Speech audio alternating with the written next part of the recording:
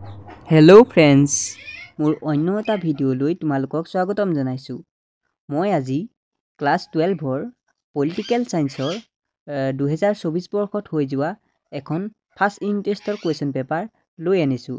লগতে আৰু মই ইয়াৰ 1 মাৰ্কছ আৰু 2 মাৰ্কছৰ কুৱেশ্যনসমূহ এনচাৰ কৈ যাম, তোমালোকে চাই যাবা।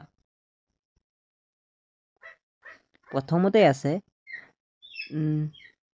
1 নম্বৰ এ, কোনটো দিন ৰাষ্ট্ৰসংঘৰ দিৱস হিচাপে উদযাপন কৰা হয়? ইয়াৰ উত্তৰটো হ'ব 24 অক্টোবৰ দিনটো আমি ৰাষ্ট্ৰসংঘৰ দিন হিচাপে উদযাপন কৰা হয়। ইয়াৰ এনচাৰসমূহ মই ভিডিঅ'টোৰ শেষত ফটো মাৰি দি দিম। বি নম্বৰ কুৱেশ্যন, ইউৰোপীয় সংঘৰ উমৈহতীয়া মুদ্ৰাৰ নাম কি? ইয়াৰ এনচাৰটো হ'ব ইউৰোপীয় সংঘৰ উমৈহতীয়া মুদ্ৰাৰ নাম হ'ল ইউৰো। তাৰ পিছৰটো কুৱেশ্যন হ'ল চি নম্বৰ, এছিয়ানৰ সম্পূৰ্ণ ৰূপটো লিখা। ইয়াৰ এছিয়ানৰ সম্পূৰ্ণ ৰূপটো হ'ব Association of South East Asian Nations. D number কুৱেশ্যনটো চাবা, চাৰ্ক কেতিয়া গঠন কৰা হৈছিল? ইয়াৰ কুৱেশ্যনটোৰ এনচাৰ হ'ব চাৰ্ক গঠন কৰা হৈছিল 1985 চনত। ইয়াৰ পিছৰটো কুৱেশ্যন হ'ল শীতল যুদ্ধ কেতিয়া অন্ত পৰিছিল? এই কুৱেশ্যনটোৰ এনচাৰ হ'ব শীতল যুদ্ধ অন্ত পৰিছিল 1991 চনত। ইয়াৰ পিছত আমি 2 নম্বৰৰ 2 মাৰ্কছৰ কুৱেশ্যনসমূহ আলোচনা কৰিম। প্ৰথমতে আছে ৰাষ্ট্ৰসংঘৰ নিৰাপত্তা পৰিষদৰ স্থায়ী সদস্য ৰাষ্ট্ৰকেইখনৰ নাম কি? ইয়াৰ ৰাষ্ট্ৰসংঘৰ নিৰাপত্তা পৰিষদৰ স্থায়ী সদস্য ৰাষ্ট্ৰসমূহ হ'ল আমেৰিকা, ইংলেণ্ড, ফ্ৰান্স, ৰাছিয়া আৰু চীন। এই 5খন হ'ল ৰাষ্ট্ৰসংঘৰ নিৰাপত্তা পৰিষদৰ স্থায়ী সদস্য ৰাষ্ট্ৰ। ইয়াৰ পিছত আছে 2 নম্বৰতে, গৰ্বাচেভে ছোভিয়েট সংঘত আৰম্ভ কৰা সংস্কাৰ দুটাৰ নাম লিখা। গৰ্বাচেভে ছোভিয়েট সংঘত আৰম্ভ কৰা সংস্কাৰ দুটাৰ নাম হ'ল গ্লাছনোষ্ট আৰু পেৰেষ্ট্ৰইকা। তাৰপিছতে আহিলে 3 নম্বৰ কুৱেশ্যন, ভাৰত আৰু পাকিস্তানৰ মাজত সংঘাতৰ দুটা ক্ষেত্ৰ উল্লেখ কৰা। ইয়াৰ প্ৰথমটো হ'ল ভাৰত আৰু পাকিস্তানৰ মাজত সংঘাতৰ ক্ষেত্ৰ জম্মু আৰু কাশ্মীৰৰ সীমা বিবাদ সমস্যা, আৰু নাম্বাৰ 2 সন্ত্ৰাসবাদৰ সমস্যা। ইয়াৰ পিছত পাৰ্ট 1ৰ 4 মাৰ্কছৰ কুৱেশ্যনসমূহ চাই যোৱা। সুস্থিৰ গণতন্ত্ৰ প্ৰতিষ্ঠাৰ ক্ষেত্ৰত পাকিস্তানৰ ব্যৰ্থতাৰ কাৰণসমূহ আলোচনা কৰিবলৈ দিছে। 4 নম্বৰ, পূব পাকিস্তানৰ জনসাধাৰণে কিয় মুক্তি আন্দোলনৰ পথ গ্ৰহণ কৰিছিল আলোচনা কৰা। 5 নম্বৰ কুৱেশ্যন, ছোভিয়েট ইউনিয়ন কিয় ভংগ হৈছিল? কাৰণসমূহ আলোচনা কৰা। অথবা বুলি এটা কুৱেশ্যন আহিছে, ভাৰতে ৰাষ্ট্ৰসংঘৰ নিৰাপত্তা পৰিষদত স্থায়ী সদস্য পদ পাব লাগে বুলি ভাবানে? যুক্তি দিয়া। ইয়াৰ পিছত আমি পাৰ্ট বিৰ ভাৰতীয় ৰাজনীতি 1 মাৰ্কছ আৰু 2 মাৰ্কছৰ কুৱেশ্যনসমূহ আলোচনা কৰিম। প্ৰথমতে আছে ভাৰতৰ প্ৰথমগৰাকী মুখ্য নিৰ্বাচনী আয়ুক্ত কোন আছিল? এই কুৱেশ্যনটোৰ এনচাৰ হ'ব ভাৰতৰ প্ৰথমগৰাকী মুখ্য নিৰ্বাচনী আয়ুক্ত হ'ল সুকুমাৰ সেন। ইয়াৰ পিছৰ কুৱেশ্যন, ভাৰতৰ গোৱাল বা দুগ্ধ মানৱ বুলি কাক জনা যায়?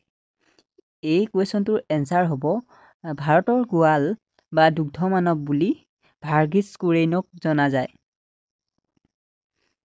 ইয়াৰ পিছৰ কুৱেশ্যন, ভাৰতে প্ৰথমবাৰৰ বাবে কোন চনত পাৰমাণৱিক বিস্ফোৰণ ঘটাইছিল?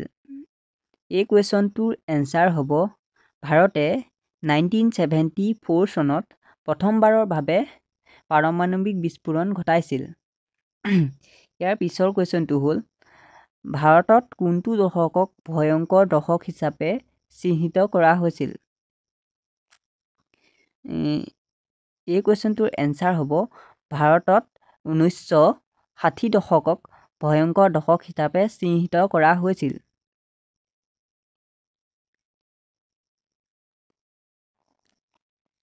ইয়াৰ পিছৰ কুৱেশ্যনটো হৈছে কোনে কেতিয়া ভাৰতীয় জাতীয় কংগ্ৰেছ গঠন কৰিছিল? এই কুৱেশ্যনটোৰ এনচাৰ হ'ব 1885 চনত এলেন অক্টোভিয়ান হিউমে ভাৰতীয় জাতীয় কংগ্ৰেছ গঠন কৰিছিল। ইয়াৰ পিছত ইয়াৰ 2 মাৰ্কছৰ কুৱেশ্যনসমূহ হ'ল ভাৰতীয় জনসংঘ কেতিয়া গঠন কৰা হৈছিল? এই দলৰ প্ৰতিষ্ঠাপক সভাপতিগৰাকী কোন আছিল? ভাৰতীয় জনসংঘ 1951 চনত গঠন কৰা হৈছিল। এই দলৰ প্ৰতিষ্ঠাপক সভাপতিগৰাকীৰ নাম হ'ল শ্যামাপ্ৰসাদ মুখাৰ্জী। ইয়াৰ পিছৰ কুৱেশ্যন ভাৰতৰ পৰিকল্পনাৰ 2টা উদ্দেশ্য লিখা। এই কুৱেশ্যনটোৰ এনচাৰ হ'ব ভাৰতৰ পৰিকল্পনাৰ 2টা উদ্দেশ্য হ'ল 1 নম্বৰ প্ৰত্যেক পঞ্চবাৰ্ষিক পৰিকল্পনাত কি বিষয়ত গুৰুত্ব দিয়া হ'ব সেইটো চোৱা চিতা কৰা আৰু 2 নম্বৰ দেশখনৰ বাবে পৰিকল্পনা প্ৰস্তুত কৰা। ইয়াৰ পিছৰটো কুৱেশ্যন হ'ল ভাৰতীয় সংবিধানৰ খচৰা কেতিয়া স্বাক্ষৰ কৰা হৈছিল আৰু সংবিধানখন কেতিয়া কাৰ্যকৰী কৰা হৈছিল? এই কুৱেশ্যনটোৰ এনচাৰ হ'ব ভাৰতীয় সংবিধানৰ খচৰা স্বাক্ষৰ কৰা হৈছিল 1949 চনৰ 26 নৱেম্বৰ তাৰিখে আৰু এই সংবিধানখন কাৰ্যকৰী কৰা হৈছিল 1950 চনৰ 26 জানুৱাৰী তাৰিখে। ইয়াৰ পিছৰ কুৱেশ্যন 4 মাৰ্কছ আৰু 6 মাৰ্কছৰ কুৱেশ্যনখিনি চাই যাবা। যদি তোমালোকক এই 4 মাৰ্কছ আৰু 6 মাৰ্কছৰ কুৱেশ্যনখিনিৰ এনচাৰ লাগে তেতিয়াহ'লে ভিডিঅ'টোত কমেণ্ট কৰিবা। ভাৰতে কিয় গোষ্ঠী নিৰপেক্ষ নীতি গ্ৰহণ কৰিছিল? আলোচনা কৰা। ইয়াৰ পিছৰটো কুৱেশ্যন আছিল প্ৰথম 3টা সাধাৰণ নিৰ্বাচনত কংগ্ৰেছ দলে আধিপত্য বিস্তাৰ কৰাৰ কাৰণসমূহ আলোচনা কৰা। 10 নম্বৰ কুৱেশ্যনটো হ'ল সেউজ বিপ্লৱ কি? সেউজ বিপ্লৱৰ ইতিবাচক আৰু নেতিবাচক দিশসমূহ আলোচনা কৰা।